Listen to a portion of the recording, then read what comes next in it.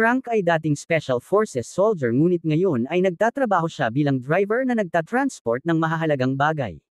Precision at commitment ang pinakamahalaga para kay Frank at sinusunod niya ang tatlong mahahalagang rules. Ang first rule ay hindi niya kailanman binabago o mino-modify ang isang agreement. Ang second rule ay walang dapat makaalam ng kanyang pangalan at ayaw din niyang malaman ang pangalan ng iba.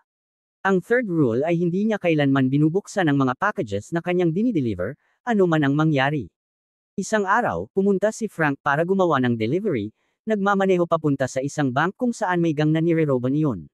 Naghintay siya sa kanyang sasakyan para sunduin sila, walang pakialam sa kung ano ang meron sila dahil trabaho lang niya ang mag-deliver sa kanila.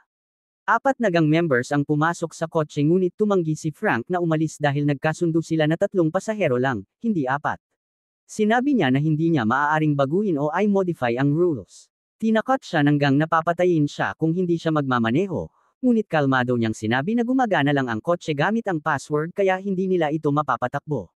Nag-alok ang gang leader ng malaking pera para paandarin ang kotse ngunit nanatiling matatag si Frank. Napilitan ang leader na patayin ang isa sa mga miyembro at alisin ang katawan mula sa kotse. Noon lamang nagmaneho si Frank palayo. Dumating ang mga pulis at nagsimulang habulin sila, ngunit dahil sa pambihirang driving skills ni Frank, nakatakas siya kahit na napalibutan pa sila sa isang punto. Nakaligtas siya matapos ang mahabang habulan at sa huli ay na-deliver ang natitirang gang member sa napagkasunduang lokasyon. Ibinigay ng gang leader kay Frank ang napagkasunduang halaga kasama ang isang malaking tip, na hinihiling sa kanya na ihatid sila sa isang partikular na lugar. Gayunpaman, ibinalik ni Frank ang sobrang pera, iginiit na hindi niya kailanman inaamyendahan ang mga deal, bilang respeto sa kanyang profesionalismo. Umalis ang mga gang members at sumakay ng ibang taxi para makatakas. Pagkatapos, ibinalik ni Frank ang license plate ng kotse sa orihinal nitong estado at umalis sa lugar. Pag-uwi niya, maingat na nilinis ni Frank ang kanyang sasakyan, tinitiyak na ito ay kasing linis tulad ng lagi. Habang nanunood ng balita, nakita niya ang ulat tungkol sa 3 taong na aresto dahil sa pagnanakaw sa bangko, sila ang parehong mga individual na kanyang hinatid. Ipinahayag ng balita na ang kanilang pagkakaaresto ay dahil sa kapalpakang ginawa ng taxi driver na kanilang inupahan, na naging sanhi ng isang traffic accident na nagbigay daan para sila ay mahuli ng pulis. Habang ipinagpapatuloy niya ang panunood, may kumatok sa kanyang pinto. Pagbukas niya, naroon ang kanyang kapitbahay na si Tarwan, isang pulis. Medyo may pagdududa si Tarwan kay Frank dahil sa pagiging tahimik nito at sa ugali nitong panatilihing sobrang linis ang kanyang sasakyan. Ipinabatid ni Tarwan na may kotse na kahawig ng kay Frank ang nakita na may sakay na mga bank robbers at naitalan na ng pulisya ang license plate number. Hiningi niyang makita ang sasakyan ni Frank upang ma-verify ang plates nito. Nang walang pag-aalinlangan, dinala ni Frank si Tarwan sa kanyang kotse, kumpiyansang ang kanyang masusing pagsunod sa kanyang rules ang nagligtas sa kanya. Sinuri ni Tarwan ang license plate at napagtanto niyang hindi ito tugma sa hinahanap nila. Humingi siya ng paumanhin sa abala at binanggit na babalik siya mamaya para magkape bilang paghingi ng dispensa sa hindi pagkakaunawaan. Pagkaalis ni Tarwan, nakatanggap si Frank ng phone call, ang boses sa kabilang linya ay humihiling sa kanya na gumawa muli ng delivery. Maingat na nakinig si Frank sa mga detalye at naghanda ng umalis. Ang kanyang task ay ihatid ang isang package sa isang partikular na address, at kahit may mga posibleng panganib, nananatili siyang tapat sa kanyang prinsipyo ng precision at commitment. Pumasok siya sa kanyang sasakyan, handa sa susunod na trabaho, alam na hanggat sinusunod niya ang kanyang rules, patuloy niyang malalampasan ang mapanganib na mundong kanyang ginagalawan ng may kakayahan at profesionalismo.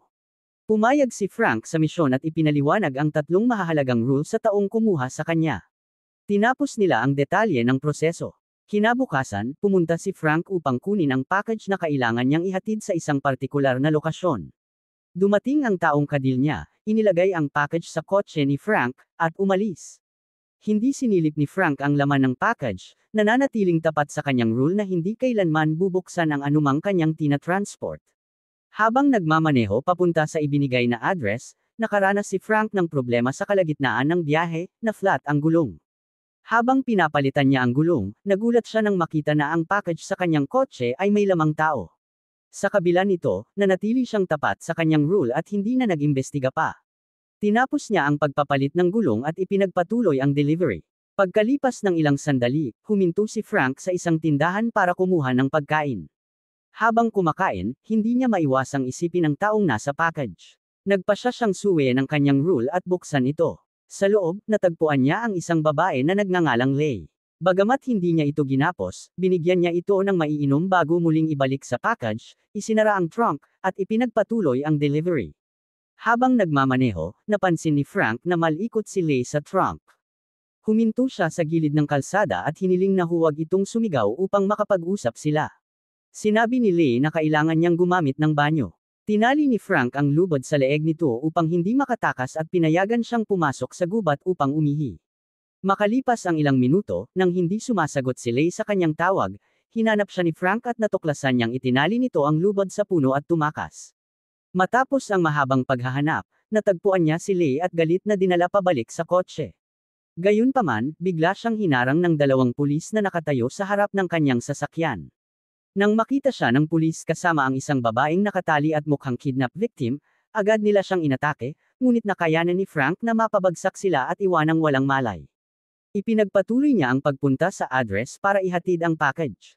Pagdating doon, tinanong ng recipient kung nakita ni Frank ang laman. Matatag na sumagot si Frank na hindi siya kailanman nagbubukas ng packages at wala siyang pakialam sa kanilang laman. Sa kabila ng paliwanag ni Frank, nanatiling may pagdududa ang lalaki. Pagkatapos ay hiniling nito kay Frank na magsagawa pa ng isa pang package transfer. Pumayag si Frank at tinalakay nila ang lahat ng detalye. Kinuha ni Frank ang package at ang bayad, na balak tapusin ang bagong gawain. Bago magpatuloy sa delivery, nagpasya siyang tumigil sa isang restaurant para kumain at magpahinga. Gayunpaman, habang papalapit siya sa kanyang sasakyan, sumabog ito. Napagtantong nilinlang siya, naunawaan ni Frank na sinubukan siyang patayin ng lalaki gamit ang bomba. Dahil sa galit, bumalik si Frank sa bahay ng lalaki at inalis ang mga bantay nito isa-isa matapos pabagsakin ang lahat ng mga lalaki.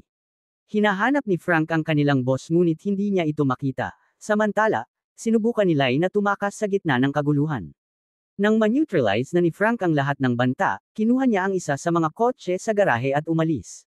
Sa kanyang pagkagulat, nagtatago pala si Lay sa loob ng sasakyan. Huminto si Frank, pinilit siyang bumaba, at galit na iniwan siya sa gilid ng kalsada. Ngunit habang nagmamaneho, nakaramdam siya ng awa para sa kanya. Makalipas ang ilang sandali, bumalik si Frank at pinulot si Lay.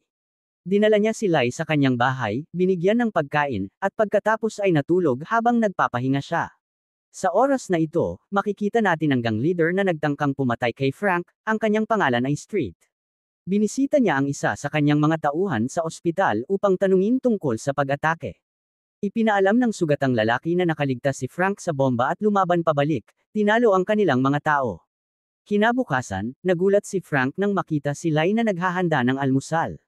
Umupo siya, nagtataka sa kilos nito. Lalong nagulat si Frank nang dumating ang kanyang kapitbahay na si Tarwan at napansin si Lay sa bahay niya. Tinanong ni Tarwan kung sino si Lay at ipinaliwanag ni Frank na siya ang bago niyang cook. Binanggit niyang mag-isa siyang nakatira at kailangan niya ng maghahanda ng pagkain.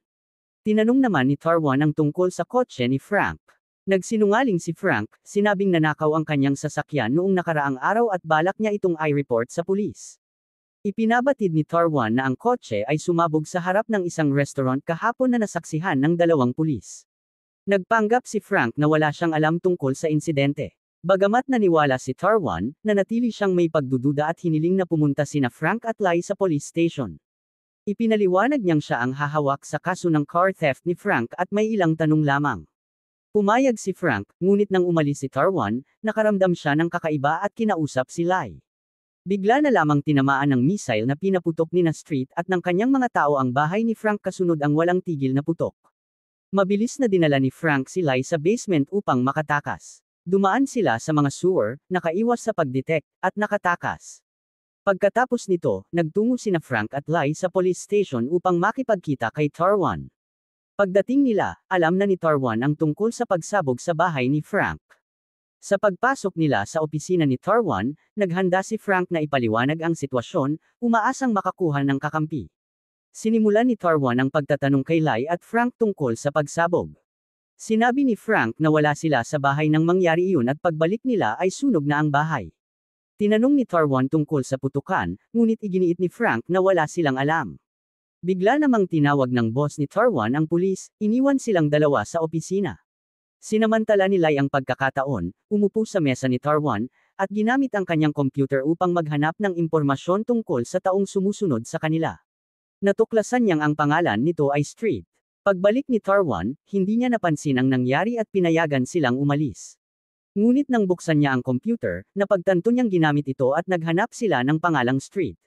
Sa labas, hiniling ni Lai kay Frank na tulungan siyang hanapin si Street.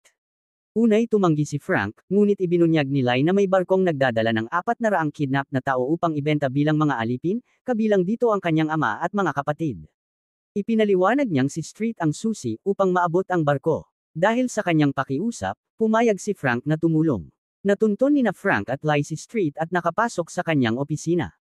Tinangnan ni Frank si Street gamit ang baril habang naghanap si Lai ng files tungkol sa barko. Tinukso ni Street si Lai, sinasabing darating ang kanyang ama sa opisina upang parusahan siya. Nagulat si Frank dahil sinabi ni Lai na kasama ang kanyang ama sa mga kinidnap. Iginiit ni Street na nagsisinungaling si Lai. Dumating ang isang lalaking nagngangalang Kuei, na siyang ama ni Lai at partner ni Street sa human trafficking.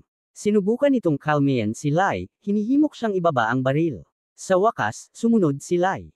Inutusan naman ni Kuei ang kanyang mga tauhan na patayin si Frank, ngunit pinigilan ito ni Street, sinasabing paparating si Officer Tarwan upang imbestigahan ang kaugnayan ni Street kina Frank at Lai. Sinuntok ng isa sa mga tauhan ni Street si Frank, dahilan upang mawalan siya ng malay. Nang dumating si Tarwan sa opisina, sinabi ni Street na arestuhin si Frank sa pagkidnap kay Lai, sinasabing pumunta ito upang kunin ang ransom money para sa pagpapalaya niya.